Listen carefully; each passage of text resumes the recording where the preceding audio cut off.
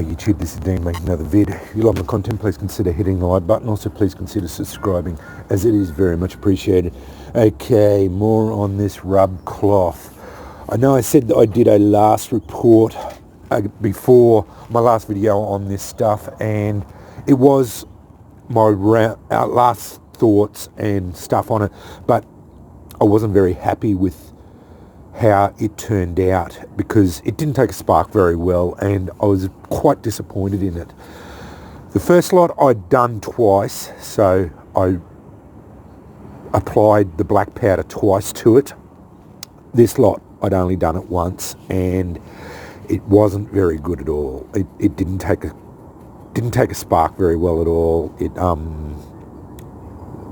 It did take it, but it took a fair bit of carry on. I liberally put a lot of black powder on this time. I went stupid, and you can literally see the black powder on it. It's as stiff as a board. You can feel the black powder sitting on the outside of it. On every piece there is bits of black powder sitting in the bottom there. Every piece is like that. What I did was I poured a little bit of water on my board. You can see I've got black powder residue all over my board. That was when it was drying out. It took 2 days to dry out. I had on my board, I had white gloves on, because plastic disposable gloves, because the black powder, once it gets wet, if you've got little cuts or whatever on your hands, the potassium nitrate gets into them and it really hurts, stings. So I just put a little bit of water in there, and then I poured a pile about the same size as a dime or a 1 or 2 cent, 5 cent piece for Australians, a dime for Americans in there, a penny I think it is, the smallest of your coin in there, a little pile of black powder in the middle, and then just rubbed it around. You could literally see black powder still on the outside of it, and I let it dry. So that's how much I've got on there. I think this stuff is going to be dangerous to use. It's going to flare up and it's going to carry on like a pork chop. It is still very early, so like 6:30 in the morning. Hopefully everyone is going to be asleep. This stuff's going to stink when I set it off, but we'll go. Yeah, I don't know if it's worth the effort to make this stuff. I've got better tinders as far as I'm concerned. Like I keep saying, this is my opinion only. If you want to make this stuff, and it is interesting, it is an interesting exercise. It's fun to fool around with this stuff, and I can understand why people, if they're running around with black powder guns, they had the black powder available to them all the time, they would have made this stuff up. Yes, I understand that. But in this day and age, when there's not as much black powder around, you wouldn't, I don't think you need to go to this sort of carry on, because it is a lot of effort to make and to get the solution right. If you're going to make them, I do suggest doing it twice. Do it the first time, put on a bit, what you think is enough, and then dry it out. Then come back, don't even test one, just come back and then apply it like I've said. Put another pile so that you can literally see black powder on the outside of it, so that you get a really good dose of it on there, and do it twice. That way you know it's going to work, because the idea, as I've said several times now in these videos, is this stuff's supposed to work in the wet. So in clement weather, it's supposed to get your wet tinders going, and it's supposed to be easy to light off. So that's what it's all about. That's how that's so everyone's on the same page. Fat wood, I think, is a superior product to this. It's you shave it off, even when fat wood is wet. If you drive enough sparks into it with a ferro rod, it'll go. Doesn't work with flint and steel, but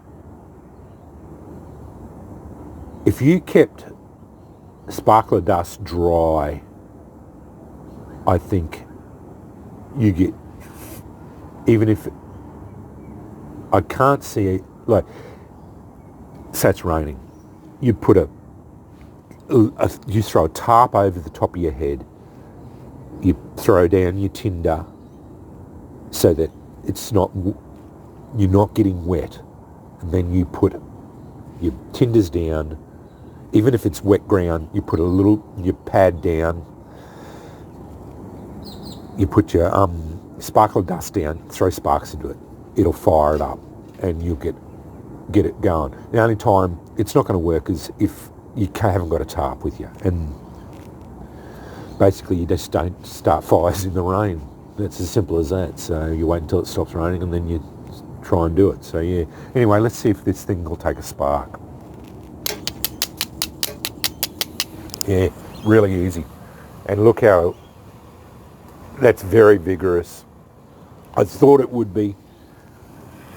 That's how the coal crackers went off.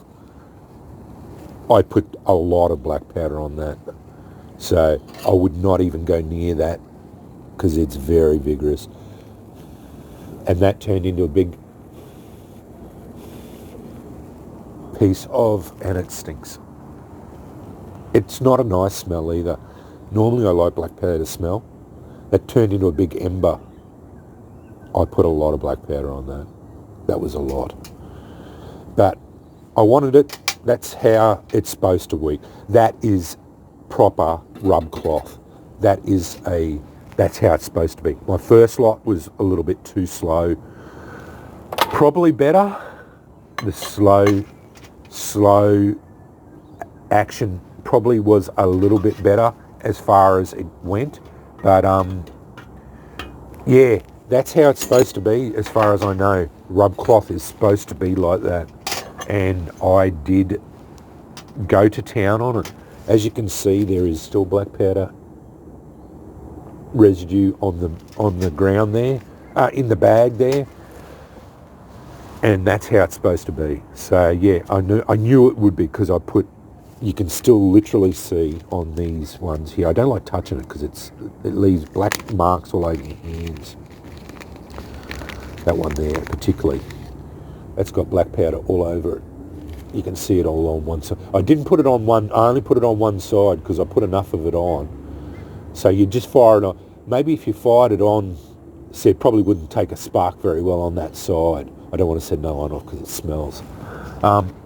Like I said, this doesn't smell very nice because for some reason the combination of the black powder and the charring of the cotton makes it smell particularly unpleasant to me.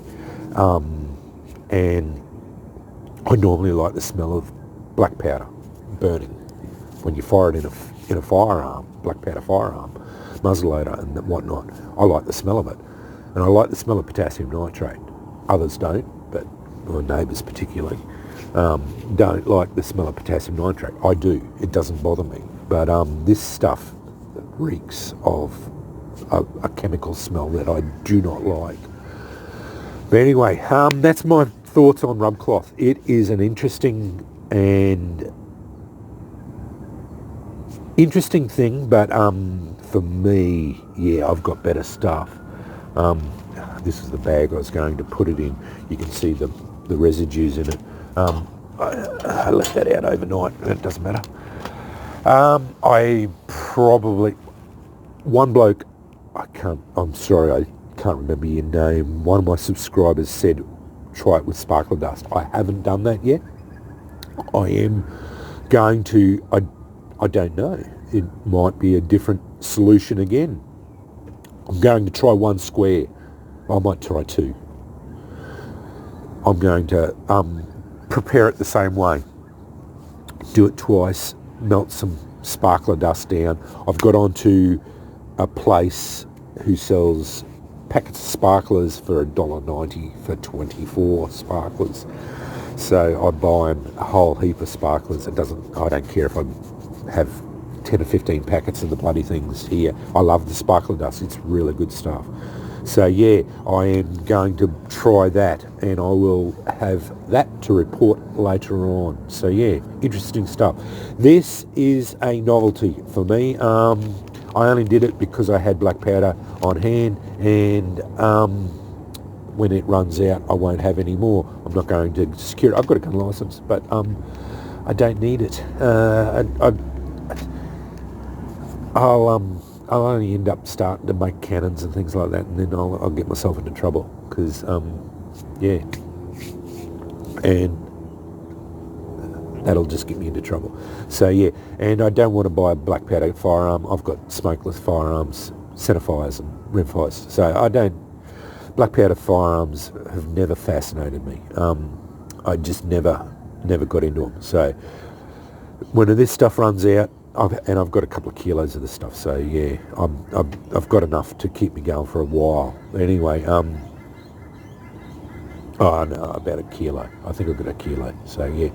But anyway, this will do me for a little bit, and I don't know what I'll do with it. I'll do some more.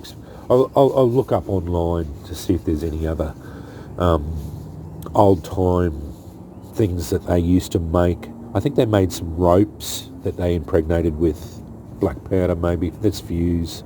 I don't know. I'll see what happens anyway. But yeah, I wanted to show, as I said, did it single time, but then the next time I put a coin's worth of black powder in the middle of it, then rubbed it in so it was visible. The little grains were visible on it, and then let it dry for 2 days, and then that was enough. And as you saw, it was very vigorous. Keep your hands away from it. Just drop spark, and then get your hands bloody away because it's going to go off like a pork chop. But that's how it's supposed to work. So yeah. Anyway, thanks for watching.